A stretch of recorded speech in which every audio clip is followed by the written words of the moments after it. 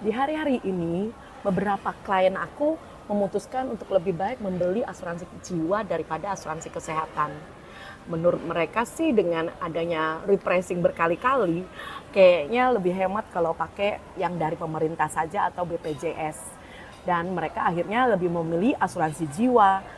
Ada beberapa pertimbangan sih mereka jadinya beli asuransi jiwa. Yang pertama tentu saja mereka itu mikir bahwa di dalam membeli asuransi jiwa mereka itu bisa proteksi keluarganya sehingga bila sewaktu-waktu si pemberi income atau pemberi nafkah kehilangan kemampuan untuk memberi nafkah lagi, keluarga mereka jadi nggak ngerepotin orang lain, apalagi ngerepotin keluarga, nggak banget menurut mereka.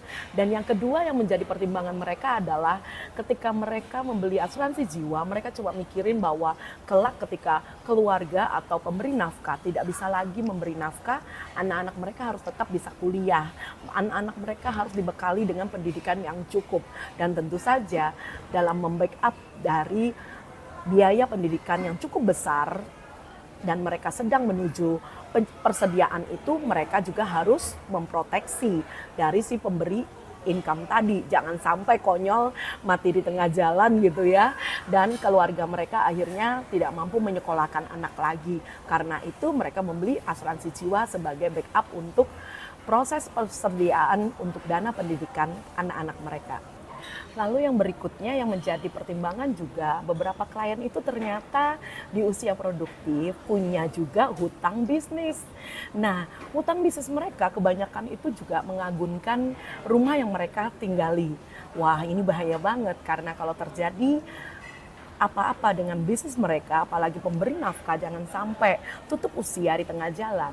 Wah, bisa-bisa rumah yang diagunkan itu terpaksa harus disita bank. Lah lalu, mereka akan tinggal di mana keluarga yang ditinggalkan ini?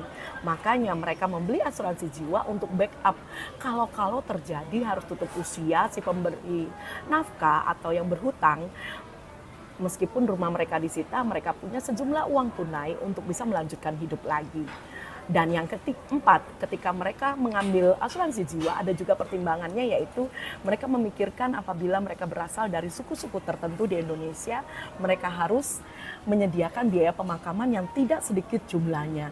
Karena itu mereka membeli asuransi jiwa untuk backup kalau sampai mereka harus membiayai biaya pemakaman yang lumayan besar, maka keluarga mereka tidak merepotkan keluarga besarnya, dan keluarga jangan sampai malu tidak mampu melakukan upacara pemakaman yang layak untuk memberi nafkah.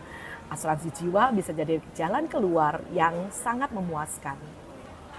Uniknya, hari-hari ini banyak klien Sultan justru memutuskan membeli asuransi jiwa untuk keluarganya sebagai wujud warisan untuk keluarga besarnya. Ya, yang pertama tentu saja mereka ingin memberikan warisan tunai untuk anak dan keturunannya dengan jumlah yang lebih besar daripada yang mereka sediakan.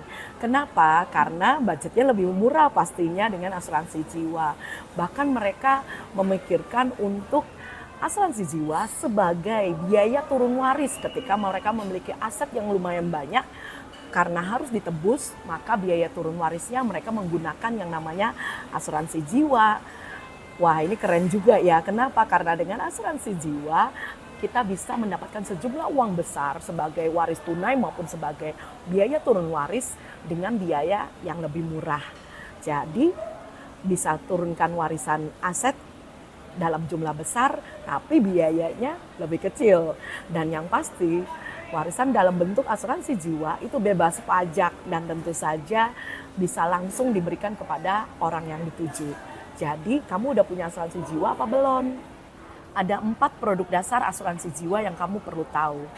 Beda tujuan, beda juga produk dasar yang bisa kamu pilih.